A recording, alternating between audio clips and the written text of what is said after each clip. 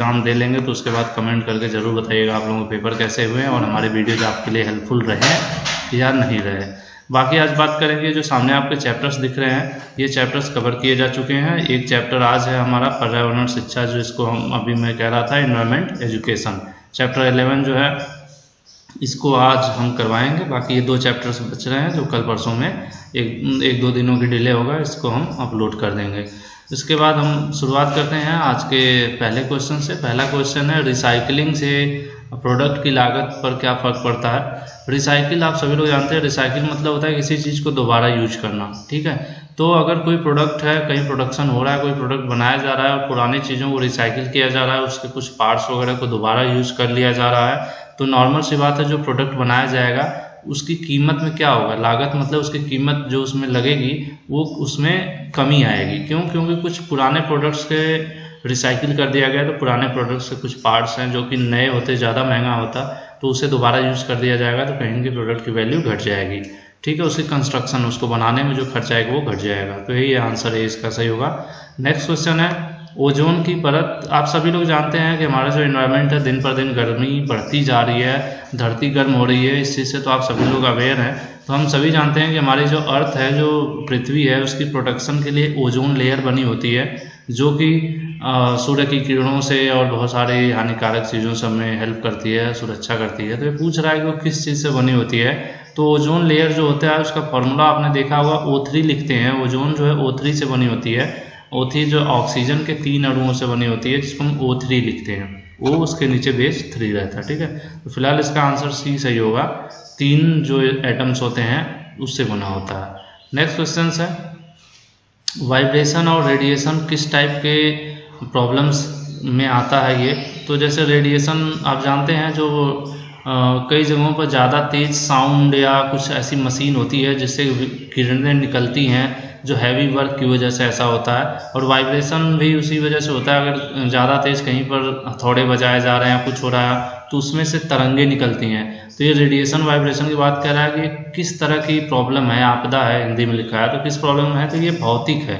क्यों? क्योंकि इसमें कोई केमिकल रिएक्शन नहीं होता। अगर कोई केमिकल रिएक्शन होता तो मैं उसे रासायनिक कहता, इलेक्ट्रिक शॉक लगता तो इलेक्ट्रिकल कहा जाता, या मेंटली कोई प्रॉब्लम, तो ऐसी चीज़ें नहीं होती। ये भौतिक होता है, फिजिकली कहीं पर हैवी मशीनों के चलने की वजह से ये चीज़ होती है, वाइब्रेशन और रेडिएशन। तो इसको हम फिजिकल कह सकते हैं, ठीक है, फिजिकल प्रॉब्लम कह सकते हैं।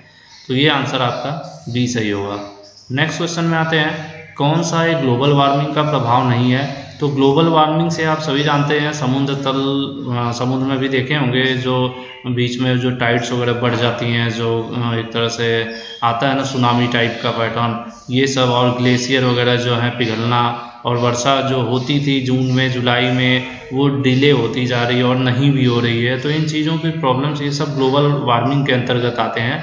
लेकिन अगर कहीं पर सामान्य वर्षा हो रही है, उसमें कोई प्रॉब्लम नहीं है, तो वो ग्लोबल वार्मिंग के अंतर्गत नहीं आएगा। तो क्वेश्चन भी ऐसा ही था, ग्लोबल वार्मिंग का प्रभाव किस पर नहीं है, मतलब प्रभाव नहीं है, क्या नहीं है इसमें से ग्लोबल वार्मिंग। तो ये जो पहला पैटर्न है, अगर जो हमारी बारिश हो रही है वो नॉर्मल हो रही है, अगर रेन हमारी, तो उसको हम कहेंगे कि इसका ग्लोबल वार्मिंग से कोई लेना देना नहीं है। अगर डिस्टर्ब होती तब कहते हैं कि ग्लोबल वार्मिंग का उस पर प्रभाव है। तो इसका आंसर ए सही होगा। नेक्स्ट क्वेश्चन पर आते हैं, ओजोन लेयर किस चीज़ का बना होता है। इस क्वेश्चन को 2 तरीके से पूछा जा चुका है, अभी ऊपर भी आया था कि ओजोन किस लेयर किस चीज़ से बना होता है। तो वहाँ पर था कि ऑक्सीजन के 3 अणुओं से, एटम से बना है।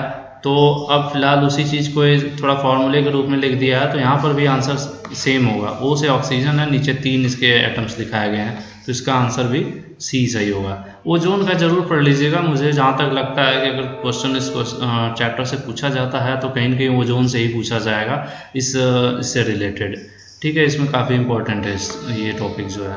नेक्स्ट पर आते हैं, सौर कंपन रेडिएशन इसके अंतर्गत आता है। ये भी लैंग्वेज बदल दी गई है, लेकिन सेम चीज़ है। अभी लिखा हुआ था भौतिक परेशानी, अब यहाँ पर लिखा है हैजार्ड। हैजार्ड भी वही चीज़ होती है जो हमें कहीं न कहीं से हानि पहुँचाती है, ठीक है। प्रॉब्लम्स क्रिएट करने वाली चीज़ों को हैजार्ड बोला जाता है। तो यहाँ पर भी सेम चीज़ होगी, सौर कंपन रेडिएशन। तो ये किसके अंतर्गत, फिर से वही फिजिकल हैजार्ड वहाँ लिखा हुआ था, सेम चीज़ें इंग्लिश में तो फिजिकल हैजार्ड बोलेंगे, वैसे हिंदी में आपको भौतिक बोलेंगे, ठीक है। तो आंसर ये सही होगा। तो ये 2 क्वेश्चन जरूर इनको देख लीजिएगा, एक ओजोन से रिलेटेड और ये जो है फिजिकल हैजार्ड से रिलेटेड। क्योंकि इससे क्वेश्चन रिपीट हुए हैं, बस इनका पैटर्न और नाम चेंज कर दिया गया है। नेक्स्ट क्वेश्चन पर आते हैं, कौन सा एक नॉन रिन्यूएबल एनर्जी है। नॉन रिन्यूएबल मतलब होता है जिसको हम दोबारा यूज नहीं कर सकते हैं। हवा क्या है, हवा तो एक बार गई आई उसको यूज़ कर सकते हैं, बट कोयला एक बार अगर जल जाएगा तो उसको कोई ऐसा है क्या कि राख को दोबारा कोयला बना दे, नहीं हो सकता ना। मतलब उस एनर्जी को एक बार यूज़ कर लिए तो दोबारा रिन्यू नहीं कर सकते उसको, जबकि अदर जो ऑप्शंस दे रखे हैं इनको रिन्यूएबल हैं, इनको दोबारा यूज किया जा सकता है। तो यहाँ पर फिलहाल आंसर सी सही होगा इसका।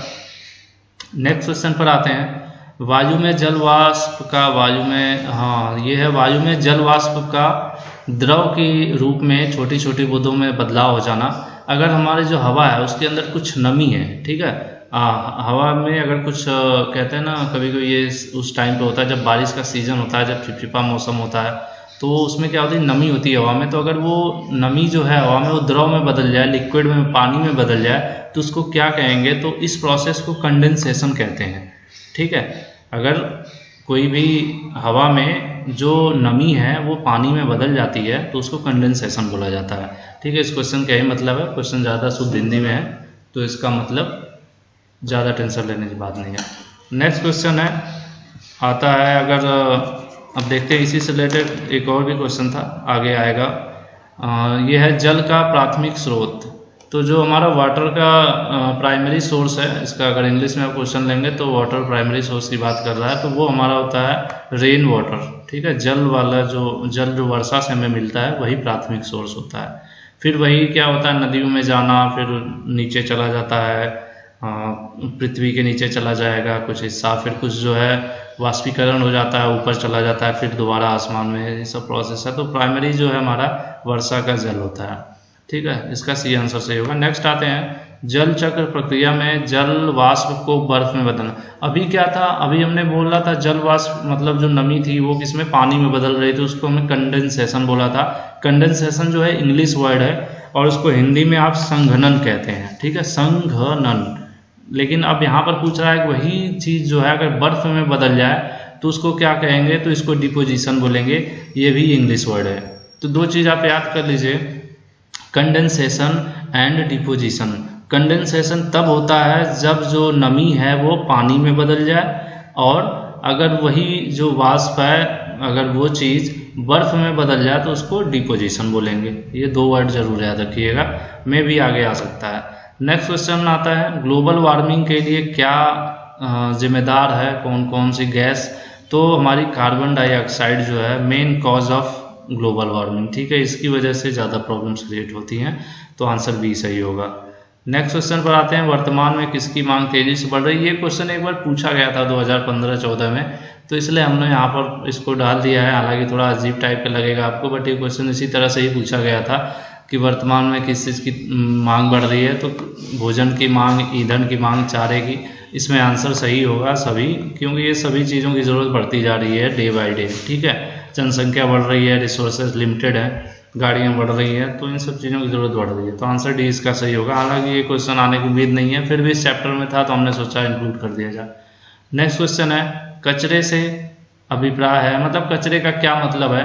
तो देखिए, वेस्ट, कचरे को क्या कहते हैं, वेस्ट बोलते हैं। तो जो बड़ी बड़ी फैक्ट्रीज वगैरह होती है उसमें वेस्ट मैनेजमेंट एक डिपार्टमेंट होता है जो वेस्ट को मैनेज करता है। एक कचरा हमारा घरेलू होता है, लेकिन एक इंडस्ट्रियल वेस्ट भी होता है। इंडस्ट्रियल वेस्ट के लिए गवर्नमेंट ने ढेर सारे रूल बना रखे हैं, उनको कैसे डिकम्पोज करना है, उनको कहाँ पे रखना है, कैसे ख़त्म करना है, क्योंकि बहुत से ऐसे कचरे होते हैं जो काफ़ी हानिकारक होते हैं। पानी वगैरह में अगर डाल दिए गए या जला दिए गए तो हमारे इन्वायरमेंट को बहुत ही ज़्यादा इफेक्ट पड़ता है उससे। फिलहाल ये पूछ रहा है कि इसका क्या मतलब है, तो वेस्ट मतलब कचरे की बात हो रही है, तो इलेक्ट्रिकल अगर उपकरण है उनसे जो वेस्ट होगा उसको भी कचरा बोला जाएगा। इलेक्ट्रॉनिक्स उपकरण है उनसे अगर कुछ वेस्ट होगा, मटेरियल, उसके टुकड़े, खराब टूटा फ़ोन, सेल फोन, ये सब भी कचरा ही बोले जाएंगे। तो इसलिए आंसर आपका सी सही होगा, ए और बी दोनों, ठीक है, इसका आंसर सी सही होगा।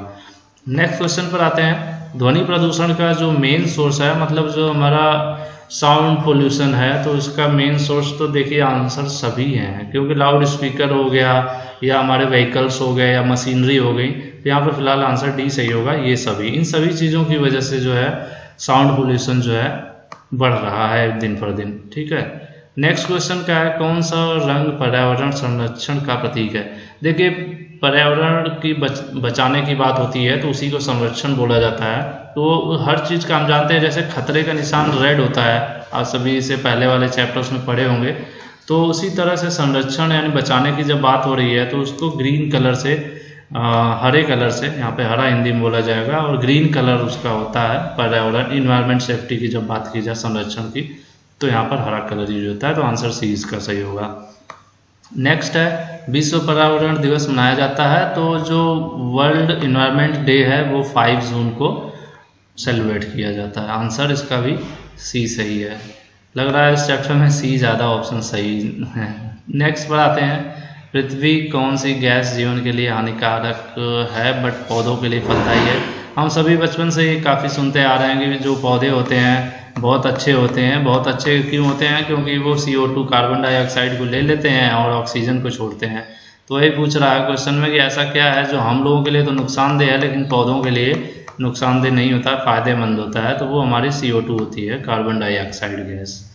ठीक है, नेक्स्ट क्वेश्चन पर आते हैं, निम्नलिखित में से कौन सा वायु प्रदूषक कोयले के जलने से बनता है। तो इसमें पूछ रहा है ऐसी कौन सी गैस है या जो आपका एसिड है जो कोयले के जलने के बाद बनता हो। तो कोयले के जलने के बाद हमारा सल्फर डाइऑक्साइड जनरेट होता है, ये गैस होती है। ठीक है, इसको हम दिखाते हैं SO2 से, सल्फर डाइऑक्साइड। आंसर ए सही होगा इसका। नेक्स्ट आते हैं, रेफ्रिजरेटर में प्रयुक्त होने वाली गैस। रेफ्रिजरेटर की बात करें तो जो हम लोगों के घरों में फ्रिज वगैरह और जो फ्रीज़र वगैरह दुकानों पे यूज़ किए जाते हैं, तो उसमें पूछ रहा है कौन सी गैस होती है। तो इसको याद कर लीजिए, ये अलग टाइप की गैस होती है, CFC जो है रेफ्रिजरेटर वगैरह में यूज़ किया जाता है और इसका फुल फॉर्म होता है क्लोरोफ्लोरोकार्बन। ठीक है, और इससे रिलेटेड भी एक आधा क्वेश्चन रिपीट हुए हैं, क्लोरोफ्लोरोकार्बन। नेक्स्ट पर आ जाते हैं, जल प्रदूषण निम्न में से किस बीमारी से संबंधित है।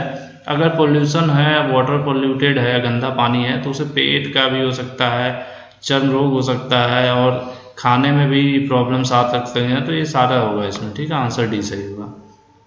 नेक्स्ट क्वेश्चन है, इस टाइप के क्वेश्चन इसलिए आ रहे हैं क्योंकि इन्वायरमेंट स्टडी से रिलेटेड ये चैप्टर है आपका। सूर्य से आने वाली हानिकारक किरणों को कौन रोकता है। तो हम सभी जानते हैं कि ओजोन ही है ऐसी जो हमें सेफ्टी देती है, अर्थ को, पृथ्वी को बचाती है। तो आंसर ए सही होगा। जहाँ पर भी सेफ्टी की बात आएगी तो ओजोन वहाँ पर आंसर सही हो जाया करेगा।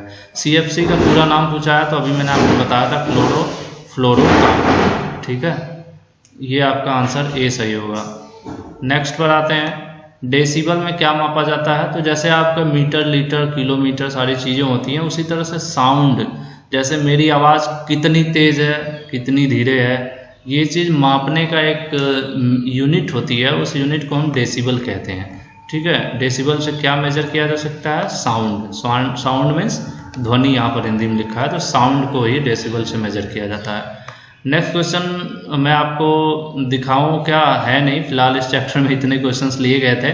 मैं एक इन्फॉर्मेशन और दे दूं कि आप ग्लोबल ITI में आज ही और प्लेलिस्ट चेक कर लीजिए। यहाँ पर एम्प्लॉयबिलिटी स्किल की ये बहुत ही ज़्यादा ज़रूरी है, क्योंकि जब भी आप पहली बार ये वीडियो देखेंगे तो आपको लगेगा कि सर और वीडियो दीजिए, नहीं है। तो आप यहाँ पर देख पा रहे होंगे एम्प्लॉयबिलिटी स्किल की 17 वीडियोज अपलोड हैं, जिसमें सभी चैप्टर का नाम मिल जाएगा, साथ ही आपको मॉडल पेपर मिल जाएगा इस प्लेलिस्ट में। आप नीचे की तरफ देखेंगे पूरा वीडियो ओपन होने पर। अभी नेट स्लो है, किसी वजह से नहीं ओपन हो रहा है, बट आप यहाँ पे सभी सब्जेक्ट्स की प्लेलिस्ट आपको मिल जाएगी और यहाँ पर आप चेक कर सकते हैं।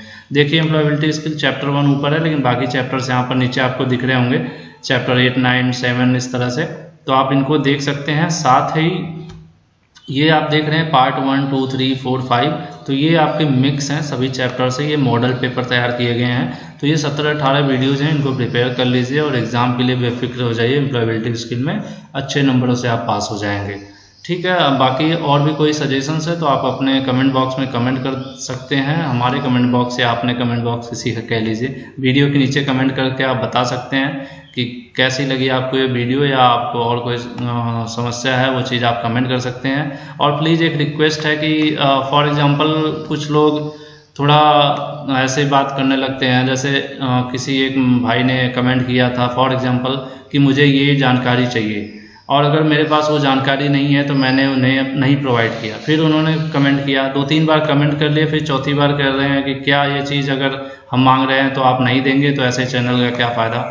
तो सर हम आप लोगों को बता देना चाहते हैं कि हमारी तरफ से जो कुछ उपलब्ध होता है या जो पॉसिबल हो सकता है वो सिर्फ आपके एक बार कमेंट करने पर ही हम प्रोवाइड कर देंगे, और नहीं हो पाता है तो उसको प्रोवाइड नहीं कर पाते हैं, क्योंकि जानते ही हैं कि लिमिटेड रिसोर्स हैं, सब कुछ सारा ज्ञान हमारे पास नहीं है कि हम सब कुछ बता पाएँ। फिर भी अपनी तरफ से कोशिश होती है कि ITI से जुड़ी सही जानकारी और परीक्षा की तैयारी हम अपने चैनल पर सबसे बेहतर करवा पाएँ।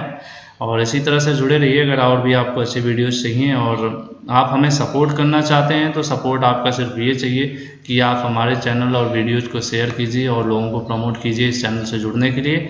और इस वीडियो को देखने के लिए बहुत बहुत धन्यवाद। Thank you.